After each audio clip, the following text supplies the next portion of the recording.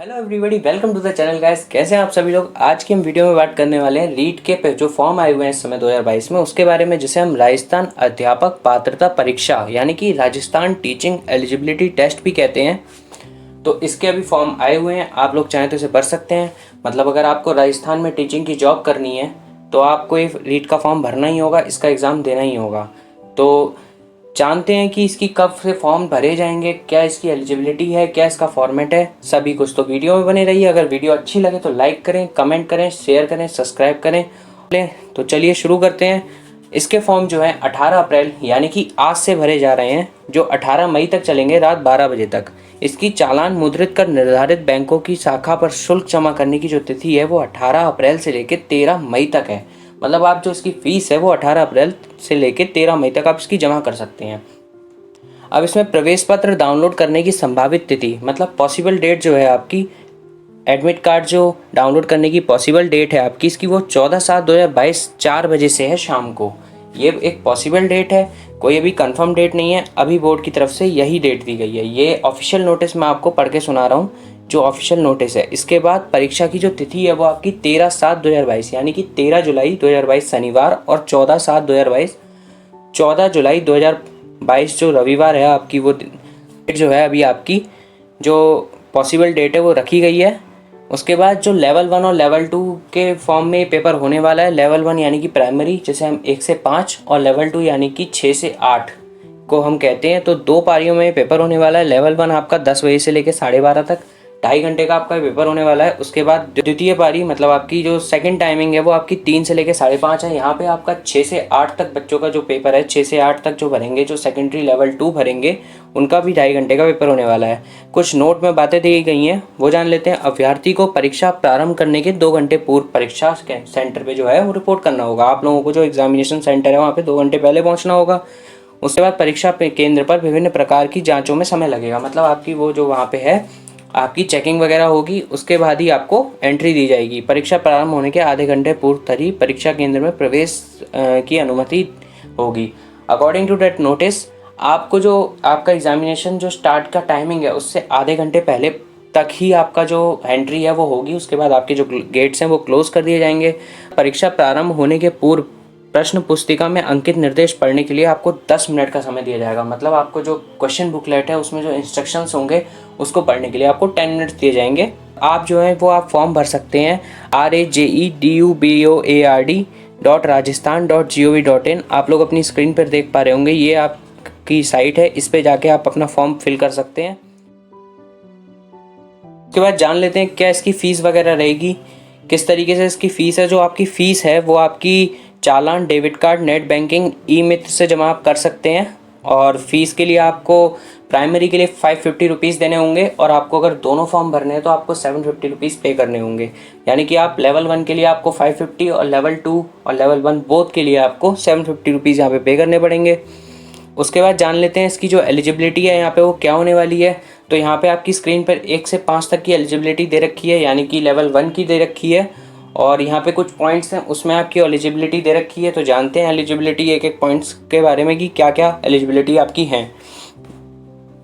तो आपकी स्क्रीन पर एलिजिबिलिटी में आपकी जो पहला पॉइंट है आपके पास, सीनियर सेकेंडरी विथ 50% मार्क्स, मतलब आपका 12th 50% मार्क्स के साथ होना चाहिए।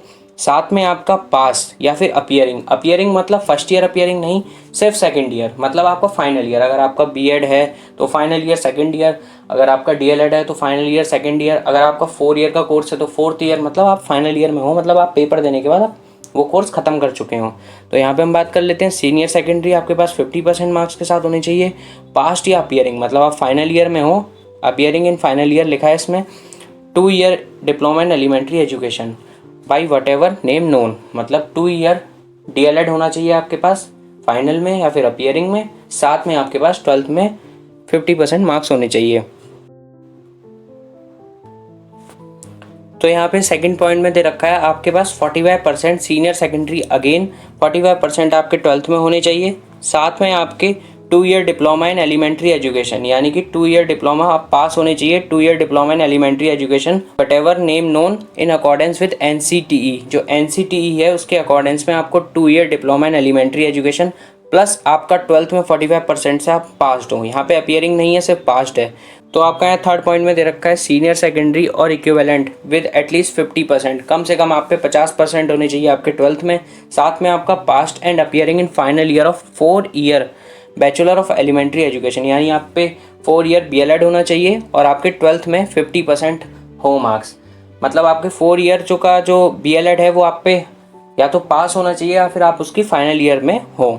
तो अब बात कर लेते हैं यहाँ पे अगले पॉइंट की, जो आपका D पॉइंट है उसमें आपका दे रखा है 50% marks in 12th। Again 50% marks जो आपके 12th में है या फिर आप पे जो इक्विवेलेंट उसके जो बराबर का जो कोर्स है, जो उसके बराबर माननीय कोर्स है, वो होना चाहिए आप पे।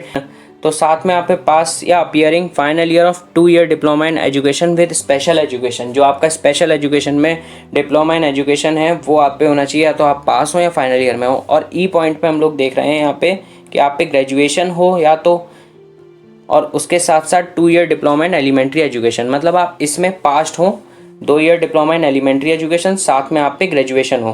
कहने का मतलब ये है कि यहाँ पे B.Ed वाले हैं वो फर्स्ट पेपर नहीं दे सकते हैं। जो आपका प्राइमरी का जो लेवल 1 का पेपर है वो B.Ed वाले नहीं दे सकते। आपके लिए उसमें DLED या फिर BTC होना ज़रूरी है।